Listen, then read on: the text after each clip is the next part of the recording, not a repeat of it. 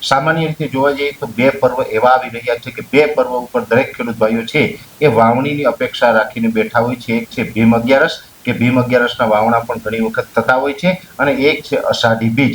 આ વર્ષે 2025ના ચોમાસામાં જોવા જઈએ તો આજે ભીમ અગિયારસ આવી ગઈ છે, પણ હજુ વાવણી લાયક વરસાદ નથી. જે ખેડૂત ભાઈઓએ વાવેતર કર્યું છે એ કાં તો પોતા પાસે પાણીની વ્યવસ્થા હતી, અથવા તો જે ખેડૂત ભાઈઓને અમુક જે આપણે પ્રી મોન્સૂન એક્ટિવિટીમાં લાભ મળ્યો છે અને એને કારણે સારા વરસાદ હતા, તો એ ખેડૂતોએ વાવણી કરી છે. પણ વાવણીના વરસાદ આજે ભીમ અગિયારસ સુધીમાં થયા નથી. પણ હવે એક વાત ચોક્કસ છે કે અષાઢી બીજ સુધીમાં ગુજરાતના ખેડૂતોને વાવણીનો લાભ મળશે, આવી ભગવાન જગન્નાથની કૃપા આપણી ઉપર થશે.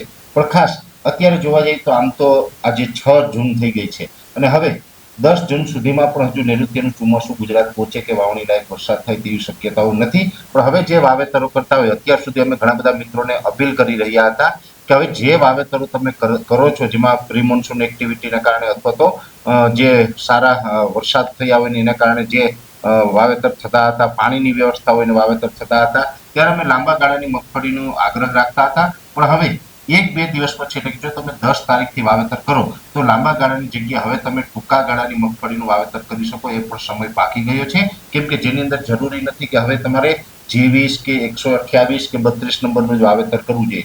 જે આપણે ટૂંકા ગાળાને એટલે કે 90 દિવસે પાકતી મગફળી છે, 37 નંબર, 39 નંબર વગેરે, એ 90 દિવસે પાકતી મગફળીનું પણ હવે 2 દિવસ પછીથી વાવેતર કરી શકાય, એ સમય આવી ગયો છે.